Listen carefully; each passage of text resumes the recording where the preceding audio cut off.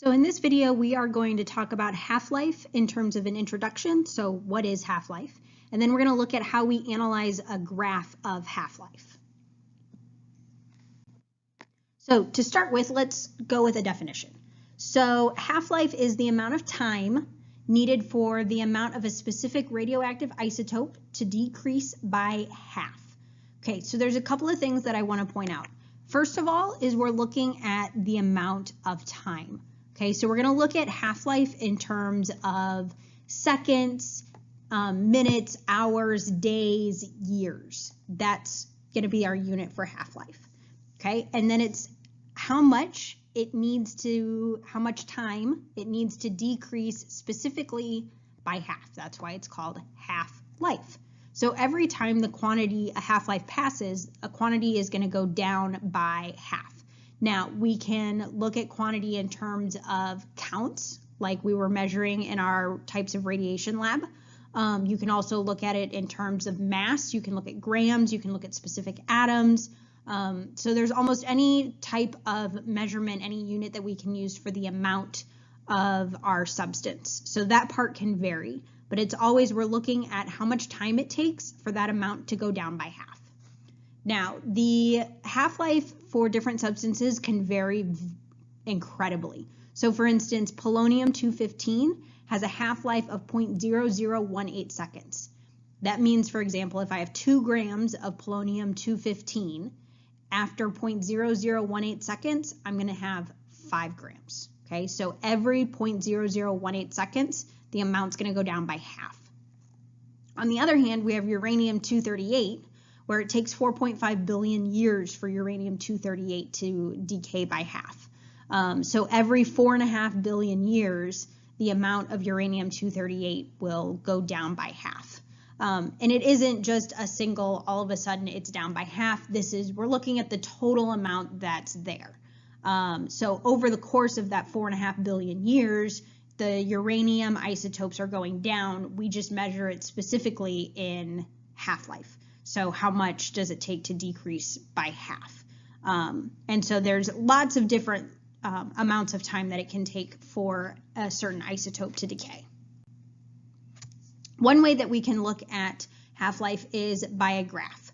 Okay, so on this graph, we have percentage on our y-axis. This could also be counts. This could also be mass. So we could look at grams or some variation of it. This could be atoms. So there's lots of different ways, but this is the amount of the isotope that we have. Down here at the bottom on the x-axis, we're going to have the number of half-lives. So remember, this is going to be in some unit of time usually. So a lot of the graphs that we'll look at, we'll see days or years or minutes or seconds or whatever it is. And so just this graph is always going to have this shape here, okay? So it decays exponentially. So every time a half-life passes, half of the atoms or half of the isotopes will have decayed into a different isotope. So in this particular picture, we have red as our original.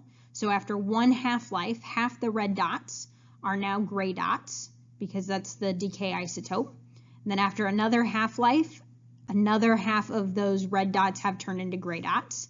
After a third half-life, half of them have turned in, the half that's remaining has turned into gray dots. So it definitely slows down as you increase the number of half-lives. So the decay is going to be very quickly or very rapid at the beginning, and then it's going to slow down as the number of half-lives increases. So let's look at one that has some actual data with it. So in this graph, we have counts per minute. Okay, so we can look at that as number of particles. And down here on our half-life, we have time in days. So there are several things that we could look at when we look at this particular graph. The first one, usually one of the first things you're going to look at is trying to figure out what the half-life is. So if I look at let's go ahead and erase my markings. If I look at what I have to begin with, I have 80 to begin with. Okay, so if I'm asking myself what's half of 80, well, half of 80 is 40.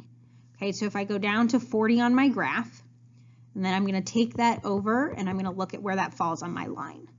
That falls on my line, it's not a very straight line, right before 2. Okay, and so then if I'm going to look at another half, half of 40 is 20. Okay, so where does that fall on my graph? That falls right around 4, which makes sense. It should be twice the amount or twice the length of time as previously. And then if I go down to 10, same thing. If I go over 10 is over here, and these intervals down here should be the same because half-life is the same amount of time. So the half-life for this substance we would say is maybe just shy of 2, or we could round up and say that it is approximately 2 days. So it's going to take about 2 days for this substance to decay by half. So the half-life would be roughly 2 days. Now we could also look at this, and maybe I told you that the half-life is 2 days, and so you know that every 2 days it's going to go down by half. And I want to know how much is left after 3 half-lives.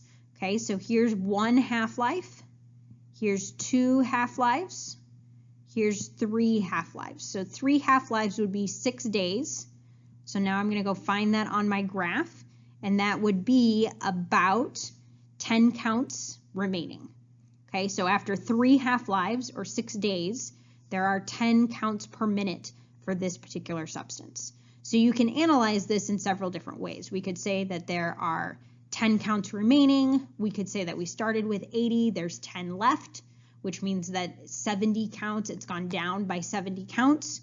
We could do that as a fraction, we could do that as a percentage. There are lots of different ways that we can analyze this graph based on where the half-lives fall and what our amount is as well. So that's the basics of what half-life is, as well as how to analyze a graph of half-life.